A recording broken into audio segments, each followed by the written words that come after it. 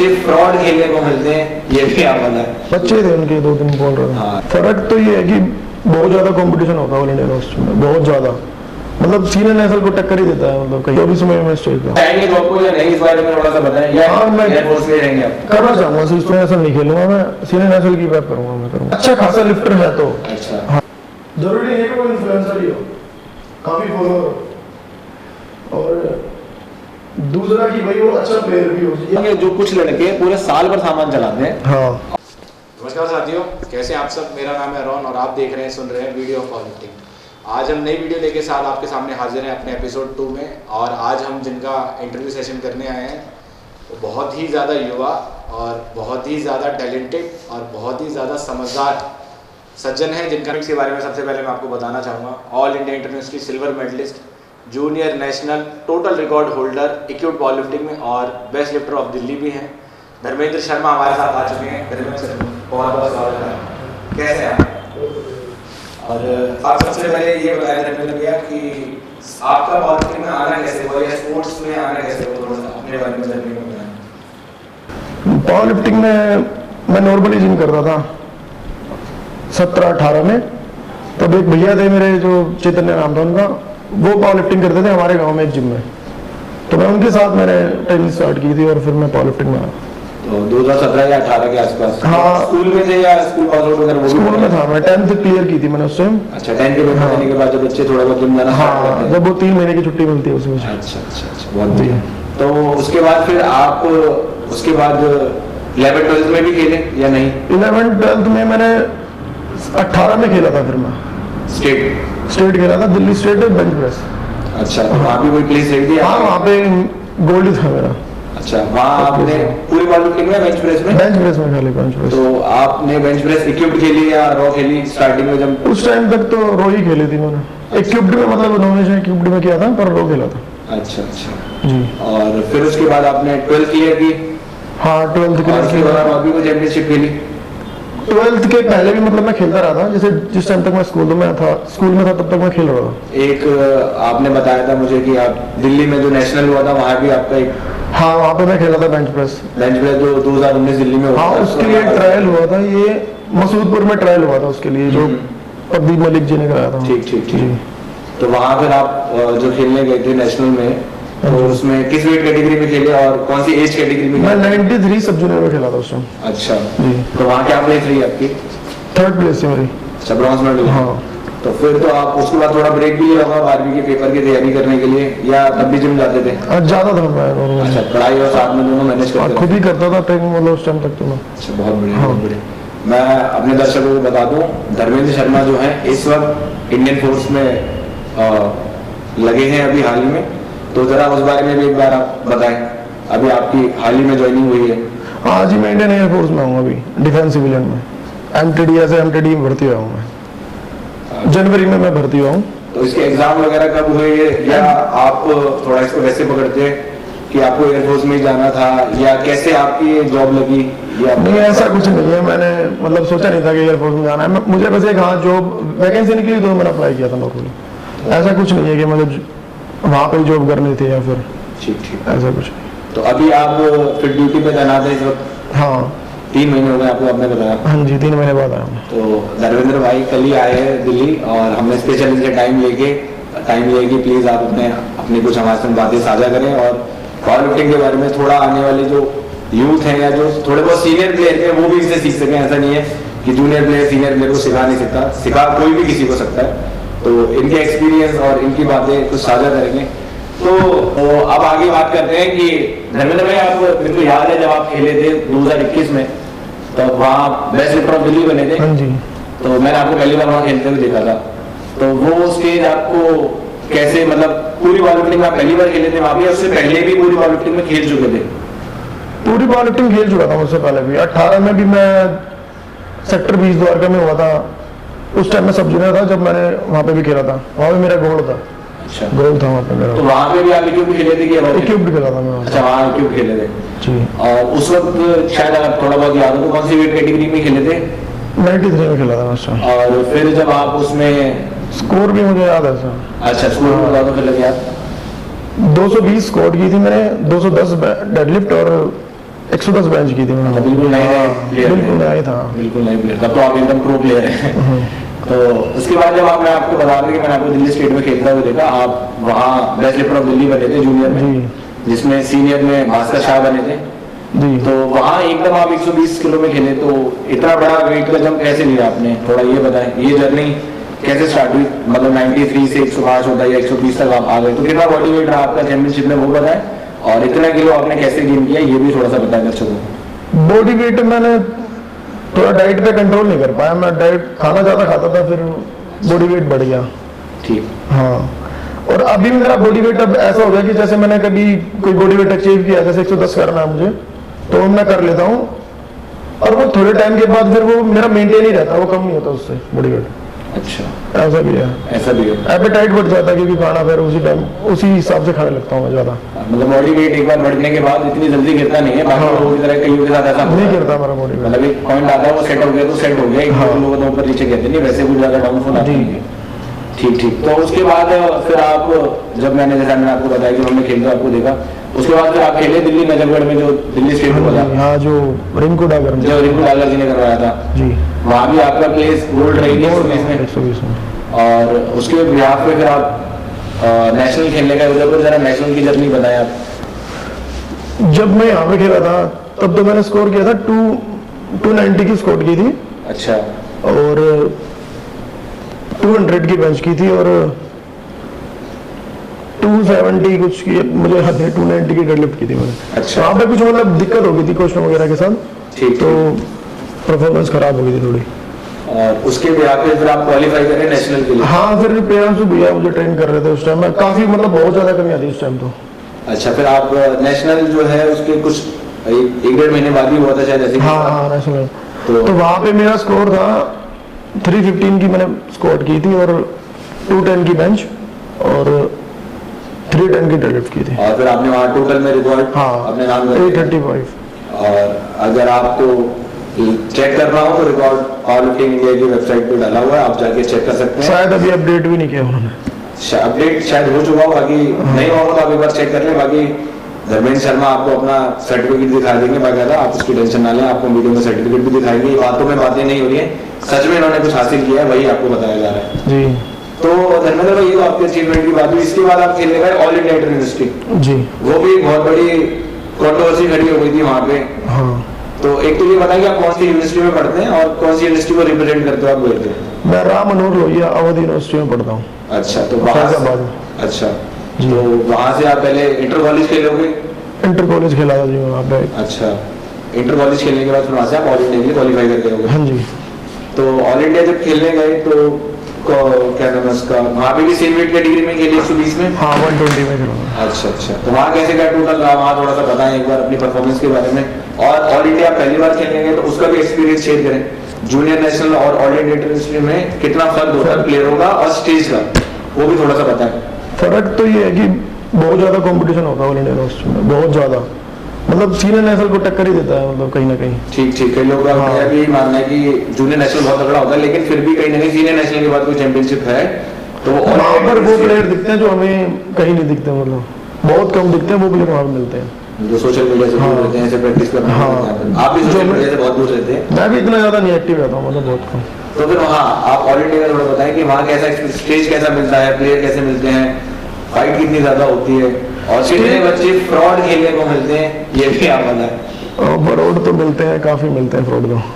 आपके weight category में भी हुआ था ये, सोशल मीडिया हाँ। पे चला भी था। आप किसी को नहीं पता तो धर्मेंद्र शर्मा का सिल्वर मेडल आया था, और जिनका गोल्ड आया था वो लगभग 35 साल की उम्र के थे और बहुत ज्यादा ही सीनियर प्लेयर थे। बच्चे थे उनके 2-3 बोल रहे थे। हाँ, 2-3 बच्चे भी होंगे उनके, लेकिन लोग क्या करते हैं ऑल इंडिया इसलिए खेलने जाते हैं कि ताकि उसमें मेडल लग जाए और रेलवे में कहीं ना कहीं ट्रायल देके अपनी जॉब लगा सकें। जी, इसी तरीके से होता है। बिल्कुल। तो आप वहाँ उन्हें बीट करने में कितने किलो से पीछे रह गए, या कोई मिसकैलकुलेशन हो गई, थोड़ा सा वो बताएं। मैं उनको बीट कर सकता था। मैंने जो मेरी सेकंड डेडलिफ्ट थी वो 310 की थी, तो उस बंदे की थर्ड डेडलिफ्ट फेल हो गई थी, तो मैं करीब उससे 2.5 किलो पीछे था, तो मैं 315 देता जब तक मैं दे चुका था, मतलब 320 दे चुके थे भैया, प्रियांशु भैया, तो 315 हम कम करा सकते थे उस टाइम पर, हमने कराया नहीं। फिर हमने बोला चलो 320 मैं कर देता हूँ, मैं कॉन्फिडेंस था। और वो डेडलिफ्ट भी आ चुकी थी, पर थोड़ी ग्रिप की वजह से वो छूट गई थी। लोगों को वीडियो के स्क्रीन पर हम दिखा देंगे, वो फिर ब्लॉग लगभग हो ही चुकी थी, वो लास्ट में ही आके छूटी जाती है। मैंने देखी आपकी वीडियो। तो ये तो रहा आपका ऑल इंडिया का सफर। फिर उसके बाद अभी तक आप कोई भी चैंपियनशिप नहीं खेले हो, कोई भी स्टेट वगैरह या कोई भी नेशनल, इसकी कोई वजह अभी तक ब्रेक लिया है? 2 महीने का तो मैंने करीब ब्रेक लिया था वैसे ऑल इंडिया के। हाँ, उसके बाद ही फिर एग्जाम आ गया था, फिर मैं एग्जाम दिया था, फिर मुझे टाइम नहीं मिला था। ट्रेनिंग भी बीच में कम कर पाया, मतलब ठीक ठाक नहीं कर। तो अब जो आप एयरफोर्स में अभी भर्ती हैं, तो आप अब एयरफोर्स की टीम से खेलेंगे या एयरफोर्स में भी सुविधा है पावर लिफ्टिंग की कि नहीं, थोड़ा सा ये बताएं।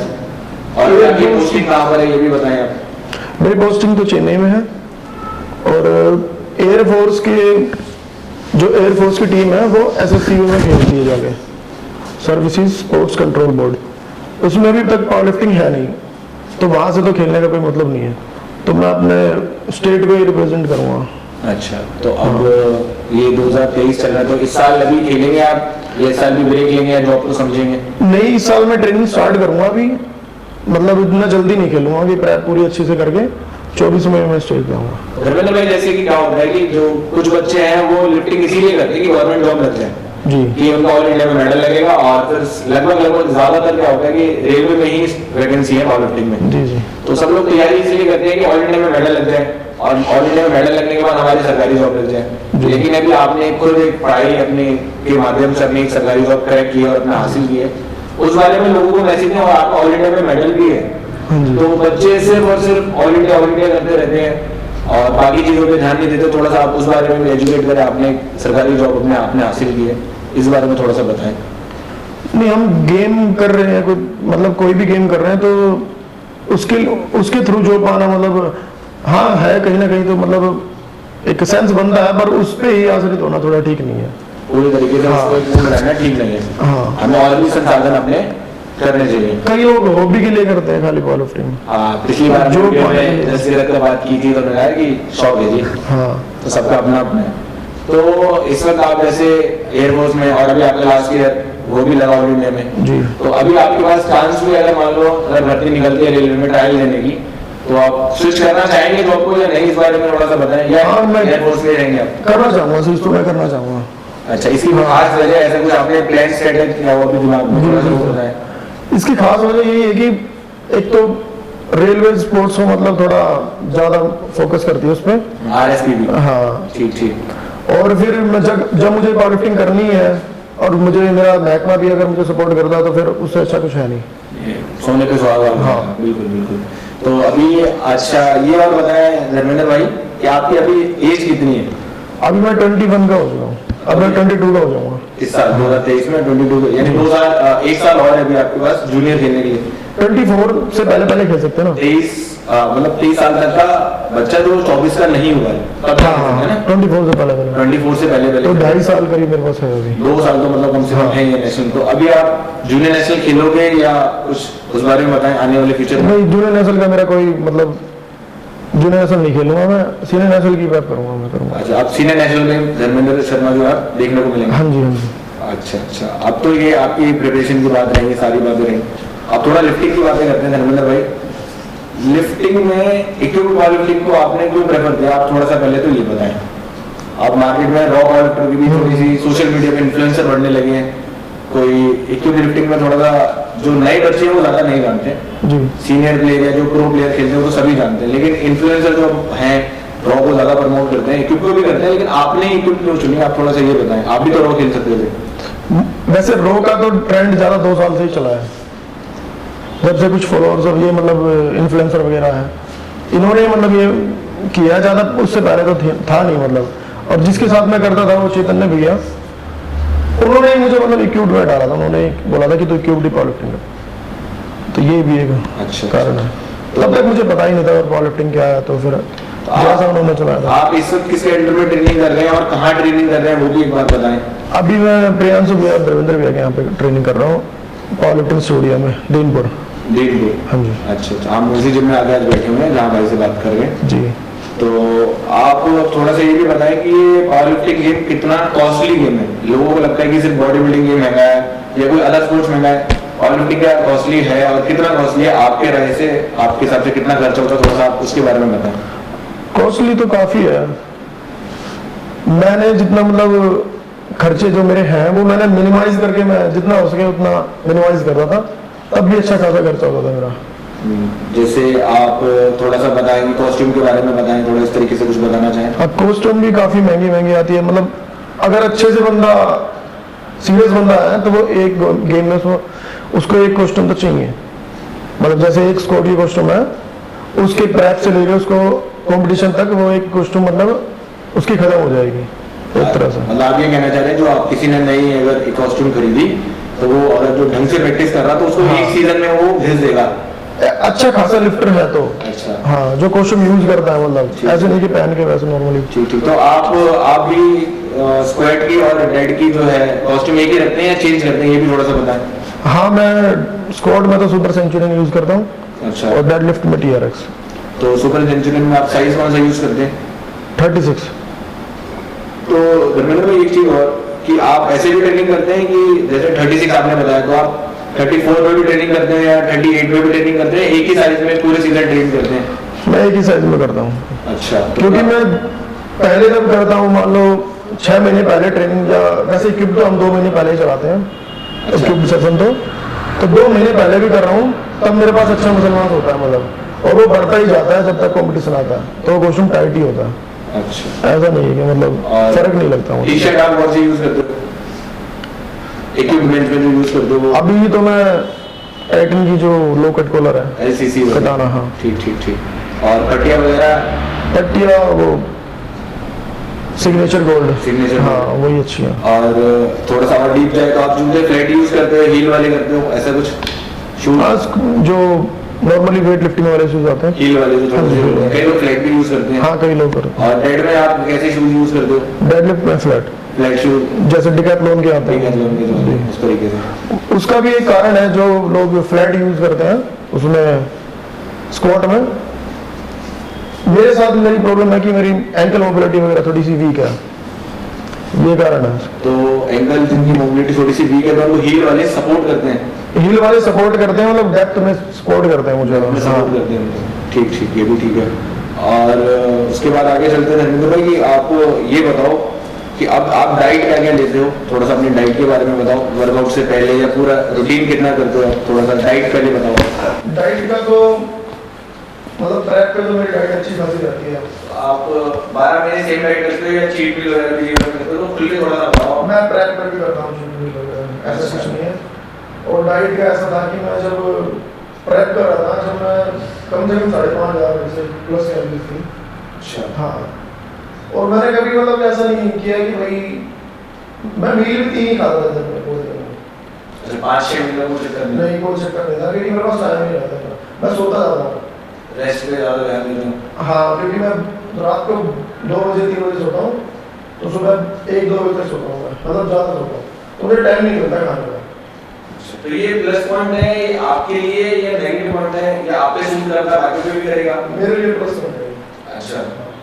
अधिकतर मतलब आप सोने में समय ज़्यादा बिताते हैं, इससे रिकवरी ज़्यादा हो? रिकवरी में ज़्यादा, रिकवरी तो बहुत ज़्यादा जरूरी है वैसे, तो मुझे टाइम नहीं मिलता ज़्यादा खाने का। तो फिर आप वर्कआउट से पहले कैसे भी लेते हैं वो बताओ। जैसे आप ट्रेनिंग पे कितने बजे जाते हो? ट्रेनिंग पे नॉर्मली मैं 6:30 बजे शाम को। तो फिर कितनी देर पहले खाना खा के जाते हो जो वर्कआउट जो भी? 4:30-5 बजे, मतलब मैं ज़्यादा हैवी नहीं लेता हूँ बहुत। अच्छा। हाँ, जैसे थोड़ा सा बताओ कैसे थाली चलाते हो अपने? थाली से ये कि कोई 500 ग्राम चावल हो गए और 400 ग्राम चिकन ठीक और दही वगैरह लेता हूँ, कभी लस्सी वस्सी। ठीक ठीक ठीक। जी। और उसके बाद फिर आप वर्कआउट के बाद? वर्कआउट के बाद वर्कआउट तो काफ़ी 12-12:30 तक, तो मैं प्रोटीन नहीं लेता हूँ, ऐसे दूध में हो गई। अच्छा। हाँ, क्योंकि भूख लग जाती है, घर पे चले जाते हैं, फिर घर पे भी खाना मिलता नहीं, बनाना पड़ता है। रात को घर वाले 12 बजे 1 बजे बनाएंगे? हाँ, तो ऐसा सीन नहीं है मेरे को चाहिए कि भाई, कई लोग होते हैं ना कि भाई ट्रेनिंग की है तो अभी प्रोटीन चाहिए, वो सीन नहीं है, पर हाँ मुझे भूख लगती है तो मैं प्रोटीन दूध के साथ। तो आप धर्मेंद्र भाई एक चीज़ और बताएं कि वो आप हफ्ते में 6 दिन ट्रेन करते हैं, 7 दिन ट्रेन करते हैं, कितने दिन ट्रेनिंग करते हैं, थोड़ा सा वो बताएं। और ट्रेनिंग में क्या आप कार्डियो भी ट्रेन करते हैं कि नहीं करते हैं, एब्डोमिनल वगैरह? जी। जो पावर लिफ्टर है कई लोग, सबका अपना अपना रूटीन है, तो आप कैसा रूटीन फॉलो करते हैं वो बताएं। हम अपने जो क्या कहते हैं उनको सपोर्टिंग जो मसल्स होते हैं उनको हम ट्रेन करते हैं रोप रोक में। जैसे कि रोप रोक चलाते हैं। हमने एक गोल सेट किया है कि कोई कंपटीशन है तो उसकी प्रेप करीब 6 महीने से पहले स्टार्ट हो जानी चाहिए, 5 से 6 महीने पहले। अच्छा। हाँ, तो 3 महीने तक हम रोप रोक करते हैं। जितना ज़्यादा टाइम हो हमारे पास वो देखा जाता है कि भाई कितना टाइम है। तो उस टाइम हम सपोर्टिंग मसल जितनी भी है, कोर वगैरह, मोबिलिटी वगैरह, सारे मतलब छोटी छोटी चीज़ों पे काम करते हैं उस टाइम में। अच्छा।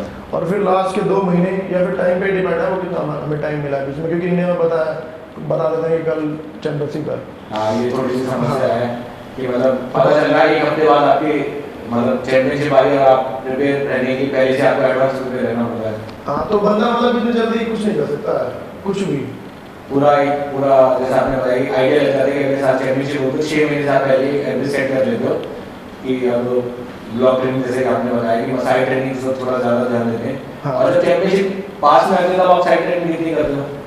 तब हम बहुत कम कर देते हैं। मतलब जिस टाइम हम वैसे नॉर्मल पहले तो हम जैसे रोप रोक में तो काफ़ी ज़्यादा साइड ट्रेनिंग ही होती है और चैंपियनशिप में पास आ जाती है जब इक्विपमेंट चल रहा होता है उस टाइम हम मतलब स्ट्रेस बहुत ज़्यादा होता है बॉडी का इक्विपमेंट का, तो ऐसे भी इतनी हिम्मत नहीं बढ़ती है कि बंदा साइड ट्रेनिंग कर ले। फिर भी हम थोड़ा बहुत कर लेते हैं। अगर कोई मसल मान लो एक मसल ट्रेन कर लेता है 2 एक्सरसाइज कर लेता है, 2 सेट 3 सेट बस।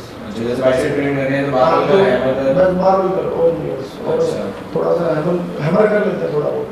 तो एक्सरसाइज ऐसी कोई जो एक्सरसाइज नॉर्मली ज़्यादा फटीग ना करते सिर्फ मोबिलिटी के लिए मसल एक्टिविटी करने के लिए। हाँ हाँ बिल्कुल। अच्छा, तो अरविंद भाई आपने तो ये भी बता रहे थे कि आपने स्क्वाड की कॉस्ट्यूम में पार्ट दी, ये इतना खर्चा होता है, ये फट रही है, आप कैसे होता है ये बताओ। स्क्वाड की कोस्ट कई लोगों को मैं बात करता हूँ कि लोगों को लगता है कि क्वालिटी बहुत सस्ता गेम है, करीब करीब 20-1 हज़ार रुपए की कॉस्ट्यूम एक आती है। हाँ। और आपने वो 3 हार्ड दी, तो ये थोड़ा सा बताया कि हमें भी सच कई लोगों के साथ तो स्टेज पे भी कॉस्ट्यूम फट जाती है। मैंने एक्सपीरियंस देखा है लोगों के साथ कि स्टेज पे स्टार्ट हो गए और पहले अटैक में कॉस्ट्यूम फट गई, ये भी देखने को मिलता है। तो आपने कैसे रहा बता रहे थे कि आपकी कॉस्ट्यूम फटी है?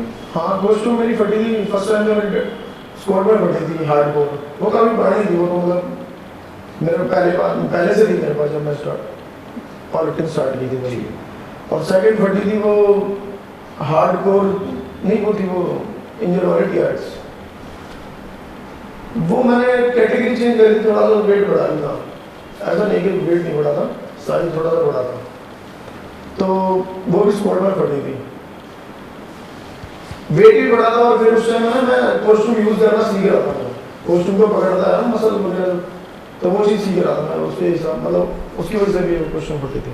और थर्ड मेरी फिर डेड लिफ्ट एक और स्क्वाड में फटी थी जो सुपर सेंचुरी है, तो वो मैंने कहीं ना कहीं मैंने काबू लगा के मेरा काम चलाया उससे।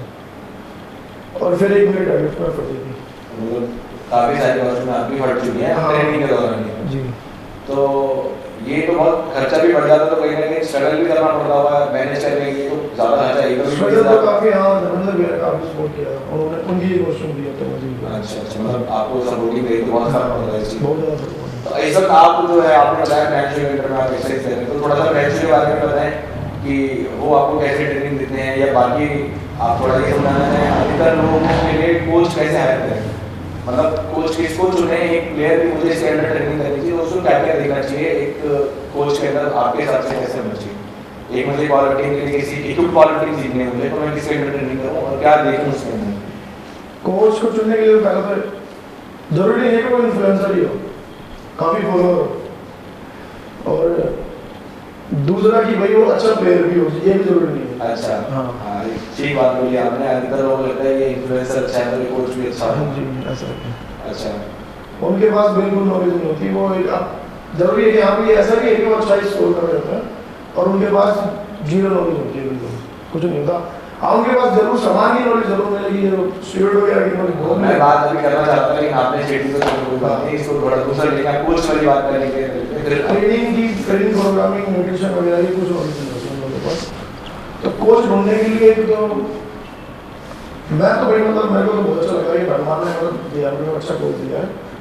नहीं वैसे मैं ढूंढ भी नहीं सकता था अच्छा कोच। मैंने कैंचो हम उम्र के आपसे ज़्यादा बड़े भी नहीं बिल्कुल, और आप 120 में खेलते हैं वो 66 में खेलते हैं, उसके बाद भी वो आपको ट्रेनिंग करते हैं। तो किसी से प्रियांशु को देखिए कोई जज भी नहीं कर पाता होगा कि इतना बढ़िया कोच है। हाँ। और प्रियांशु ने इतना बढ़िया मतलब आपको प्लेयर बनाया भी, आपने बताया छोटी छोटी टेक्निक चीज़ों पे काम किया। जी। तो ऐसा अभी जैसे कोई किसी को हायर करता है तो अभी भी उसके दिमाग में ये बात रहनी चाहिए, यार इसका तो सीनियर नेशनल मेडल है, या इसका ऑल इंडिया, आपका भी ऑल इंडिया में नेशनल मेडल है, आपका भी जूनियर नेशनल गोल्ड मेडल है, तो लोग इस हिसाब से इन्फ्लुएंस होकर आपके पास ट्रेनिंग लेने आए, या किस हिसाब से कोई ट्रेनिंग लेने किसी के पास जाए? वो देखना पड़ता है कि अब आप ऑडिटर हो या कोई आप कोच हो, तो मुझे नहीं पता ना, मतलब वो तो आपकी परफॉर्मेंस देखनी पड़ेगी ना कि आप किसी पे काम कर रहे हो तो कैसा काम कर रहे हो। आपका कोई मतलब कोई भी स्टूडेंट है तो उस पर काम कर रहे हो तो मतलब मुझे देखना चाहिए कि हाँ भी यहाँ पे काम कर रहे हैं इस चीज़ को, तो बंदे की समझ आ जाता है कैसा समझता है वो, ये चीज़ मानता हूँ मैं। ठीक ठीक ठीक।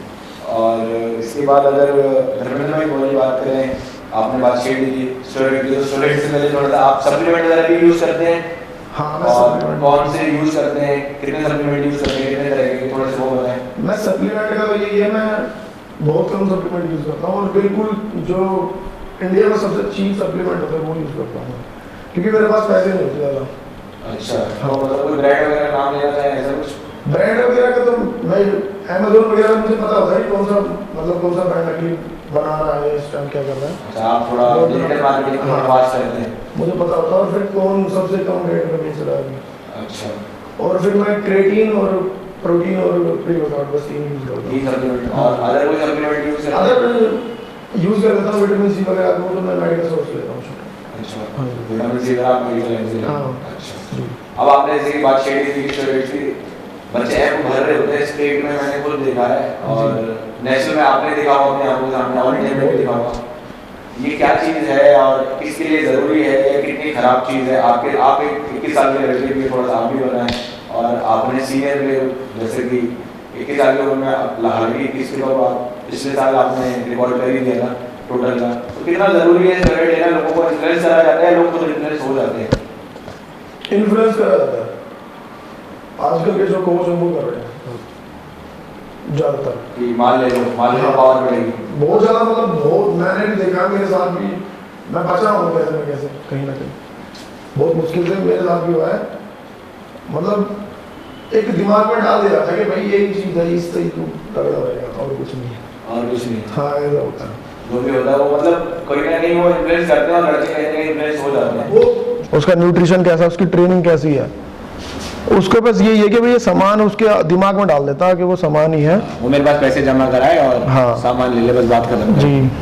तो और उसके बाद भी लड़के पूरे साल भर सामान चलाते हैं जो चलाने वाले हैं, बिल्कुल, लेकिन लिफ्ट से पहले, स्टेज पे डेड से पहले भी ठोकरे होते हैं, मतलब उन्हें पूरे साल का सामान वो भी खराब कर दिया। इसका मतलब तो वो चीज जो आप समझ रहे हैं मैं क्या कहना चाहता हूँ, कि जो कुछ लड़के पूरे साल भर सामान चलाते हैं, हाँ, और साल भर सामान चलाने के बाद भी चैंपियनशिप चल रही है, लग रहा है कि डेड में फाइट है कुछ, तब भी 2-2 ml 1-1 ml भर रहे होते हैं। मुझे नहीं लगता उससे उस टाइम कोई फर्क पड़ता होगा। हाँ, स्टिमुलेंट तो है, पर वो एक उनके ना दिमाग में घुस गया है कि हाँ भाई मुझे लेना है ये। ऐसे लोग भी देखे मैंने जो नॉर्मली सुबह उठ के भी लेते हैं बिना ट्रेनिंग के भी, बिना ट्रेनिंग के। हाँ, तो खाना का पैसा बर्बाद, और काफी महंगे आते हैं ये चीज। हाँ, ये बहुत महंगे आते हैं, और लत बहुत बुरी है। लत ही है इसकी, नशा ही है ये, और कुछ नहीं है। और कई लोगों के साथ तो ऐसा भी देखने को मिलता है, शायद आप भी उन लोगों को जानते हो, बिना सामान की ट्रेनिंग ही नहीं कर पाते। मैं बहुत लोगों को जानता हूँ, नाम देखा है मैंने, नाम क्यों लेना किसी का, नाम नहीं ले सकते, सभी है ऐसे तो बहुत ज्यादा है, बड़े बड़े प्लेयर है ऐसे तो, बहुत सारे प्लेयर हैं। हाँ। ये भी सही है। तो धर्मेंद्र भाई, और कुछ चीज आप ऐसी बताना चाहो कि लिफ्टिंग किसके लिए सूटेबल है, किसके लिए नहीं सूटेबल है? इक्विप्ड में जैसे आपने बताया कि आपने कैसे करा, एक बच्चे को किस उम्र में एंट्री कर लेनी चाहिए पावर लिफ्टिंग में? कई लोग क्या करते हैं, अपनी एज मतलब लेट एंट्री करते हैं, एज बड़ी हो जाती है, फिर दोबारा 10वीं करते हैं, फिर वो जूनियर के साथ कम्पीट करते हैं, या जैसे आपके साथ हुआ ऑल इंडिया में कम्पीट करते हैं। तो किस टाइप की एक अच्छी मतलब एज है पावर लिफ्टिंग ज्वाइन करने के लिए आपके हिसाब से? पावर लिफ्टिंग तो मतलब बच्चा है तो 8-9 साल का बच्चा भी कर सकता है ट्रेनिंग। अच्छा, मैं ये मानता हूँ कि नहीं, अभी ज्यादा देखने को कम मिलता है। मैं ये मानता हूँ कि अगर प्रोफेशनली करनी है तो क्यूब लिफ्टिंग में आओ, वरना फिर रो कर सकते हैं। और आपके हिसाब से किसी को अगर चैंपियन बनना है, अगर अच्छा चैंपियन, तो उसको कितना टाइम लगेगा? कम से कम इतना तो लगेगा ही लगेगा। और भाई इस तरीके से आपके हिसाब से किसी को तैयार होने में कितना टाइम लगता है? टाइम तो लगता है, नया बंदा है, बिल्कुल नया है, तो 3-4 साल तो लगते हैं, उसको कंसेप्ट ही नहीं समझ में आएगा, उसको टाइम लगता है बिल्कुल। और कई लोग तो ऐसे बोल देते हैं हम तैयारी करा देंगे साल भर में, ऐसा कुछ नहीं होता। मैं ये सोचता हूँ कि अगर जो बोलता है ना ये मैं ट्रेनिंग आपकी तैयारी करा दूंगा, ऐसे ऐसा बना दूंगा, वो ना अपने पास ना रखे, वो बंदे को भी दे जो मतलब बताना चाह रहा है उसको। ये नहीं कि भाई ले तू ये कर रहा है तो ये कर, बस उसके बाद कुछ नहीं, तो उसके बारे में पूछेगा नहीं मुझसे। मतलब बंदे को बताए, अपने स्टूडेंट को बताए कि ये काम ऐसे करता है, ये चीज ऐसे होती है। कई लोग क्या है मतलब बताते नहीं है, बस ऊपर ऊपर से बता दिया ये कर, लेकिन इससे होता क्या है वो नहीं समझाते। हाँ, और फिर उसके बाद सवाल जवाब करते हैं तो भी बिल्कुल बिल्कुल फिर फॉलो अनफॉलो होता है। हाँ, मेरे से क्यों पूछ, अच्छा फॉलो अनफॉलो। हाँ। आज सोशल मीडिया पे रहता है कि पहले फॉलो करते थे अब अनफॉलो कर दिया, हाँ तो ये थोड़ा बहुत लगा रहता है जी। तो धर्मेंद्र भाई एक चीज और, अभी भी पावर लिफ्टिंग जो है अब थोड़ी सी हिट हो गई है। हाँ। साधारण लोगों तक बात जाने लगी कि पावर लिफ्टिंग होती क्या है, चाहे वो इन्फ्लुएंसिंग कह ले या सोशल मीडिया का बहुत ज्यादा कर रहे, सब लोग सोशल मीडिया यूज करते हैं। तो आपको पावर लिफ्टिंग को समझाना उतना मुश्किल नहीं होता, जिम में पहले बच्चों को बताना पड़ता था पावर लिफ्टिंग क्या है, या घर में कोई रिश्तेदारी में कर रहा क्या कर रहा है लिफ्टिंग, वो वेट लिफ्टिंग ऐसे करके जो करते हैं वैसे कर रहा है। आप क्या समझते हैं पावर लिफ्टिंग का स्कोप कितना और अच्छा है, या कितना करियर और इसमें सेट हो सकता है, या कितना फेम आ सकता है इसमें? फेम ये है कि ज्यादातर लोग तो मतलब जो बच्चे हैं वो ज्यादातर मुझे लगता नहीं है, मतलब हाँ इन्फ्लुएंसर वगैरह तो कमा लेते हैं पावर लिफ्टिंग से, और उनकी वजह से ही गेम बढ़ रहा है आगे, उनको देख रहे हैं बच्चे। इन्फ्लुएंसर कहीं ना कहीं प्लस पॉइंट तो पड़ता है, इन्फ्लुएंसर अगर वो कर रहे हैं गेम, उनसे देख रहे हैं बच्चे, और ये गेम ऐसा है जो सबका मन करता है जिम में वेट उठाने का, ये तो ये चीज है। जिम में आए वो स्क्वाट लगा रहा तो मैं भी लगा सकता हूँ, अच्छी चीज है, पर वैसे पावर लिफ्टिंग से अच्छा मतलब फ्रेम बनता है बहुत। लेकिन कई बहुत लोग अच्छा। अपने कई लोग अभी भी डरते हैं डेड लगाने से, लेकिन कई ओकेजन इंजरियां भी हो जाती हैं। जिम में जाके ईगो लिफ्टिंग के बारे में भी बातें करते हैं, तो आप भी ईगो लिफ्टिंग में सपोर्ट करते हैं कि नहीं? नहीं, मैं नहीं करता, मैं बिल्कुल नहीं करता। मैं अगर मेरी ट्रेनिंग के हिसाब से भैया ने ये ट्रेनिंग की है, मतलब ऐसे करना है तो वैसे ही करना है, मुझे ईगो लिफ्टिंग से मतलब। अच्छा, और धर्मेंद्र भाई उसके बाद आपने अभी तक जैसा बताया, तो आप कुछ लड़के, सबका अपना अपना, कुछ लड़के जिम में ज्यादा लिफ्टें मार के जाते हैं, स्टेज पे बिल्कुल कम मारते हैं। हाँ, जिम में अगर वो सोशल मीडिया पे इन्फ्लुएंस कर रहे हैं कि कोई भी XYZ नंबर है, हाँ। तो उससे 20-30 किलो नीचे देखने को मिलते हैं, या कभी कभी 10 से 15 किलो भी नीचे को देखने को मिलते हैं, लेकिन जितना वो मार के अपने जिम में PR करके जा रहे हैं उतना स्टेज पे नहीं मिल पाते। ऐसा क्यों होता है, और आपके साथ भी ऐसा ही होता है क्या? नहीं, मेरे साथ नहीं होता है, मेरा हमेशा PR स्टेज पे ही लगता है। उनका ये कारण है कि वो स्टेज पे मतलब कम मार पा रहे हैं, PR कम कर पा रहे हैं। उनका ये कारण है कि एक तो ट्रेनिंग प्रोग्रामिंग है उनका, वो जिस हिसाब से ट्रेन कर रहे हैं वो बिल्कुल रेस्ट में ट्रेन कर रहे हैं, मतलब कोई लोड नहीं है उनका बॉडी पे। अब मैंने ऐसे ऐसे लोग देखे हैं जो इक्विप्ड ब्लॉक होता है, उस टाइम एक हफ्ते में एक ही ट्रेनिंग करते हैं, मतलब कि 3, हाँ जैसे आज इक्विप्ड किया अगले हफ्ते इक्विप्ड किया, वो चीज करते हैं कई लोग, बहुत ज्यादा लोग हैं ऐसे तो। मतलब कई लोग ऐसे ही करते हैं कि हफ्ते में पूरा एक वीक में एक बार बेंच कर लिया, हाँ। अगले हफ्ते स्क्वाट कर लिया, उसके अगले हफ्ते डेड कर लिया। और हमारा ऐसा बिल्कुल नहीं है, हमारा 4 दिन है तो चारों दिन कंटिन्यू इक्विप्ड चलता है, बॉडी को पूरा हाँ। तोड़ के रखते हैं आप। स्क्वाट, बेंच, अगले दिन डेडलिफ्ट, फिर बेंच वीक में 3 बार आती है इक्विप्ड, और इक्विप्ड बेंच 3 बार। एक हफ्ते में 3 ट्रेनिंग इक्विप्ड की, बेंच की और स्क्वाट की 2 और डेडलिफ्ट की 1। डेडलिफ्ट की। हाँ, वो भी वेरी करता है कि डेडलिफ्ट कैसी चल रही है तो 2 कर देंगे, स्क्वाट की 1 कर देंगे, ऐसा वो है। तो ये तो थोड़ा सा मतलब आप बिल्कुल बॉडी को, जैसा आपने बताया कि लोग क्या करते हैं बॉडी को थकाते नहीं है, वो बचा के रखते हैं, तो वो कहीं ना कहीं घाटा पड़ता होगा। तो हम, हाँ उनको ये घाटा पड़ता है, वहाँ पे जाके लोड पड़ता है बहुत ज्यादा, काफी बॉडी रिकवरी नहीं हो पाती, क्योंकि हाँ। लिफ्टिंग में करीब करीब कम से कम भी अगर जल्दी से जल्दी भी चैंपियनशिप हो जाए तो 2 घंटे के अंदर होती है, उससे कम तो हो ही नहीं सकती।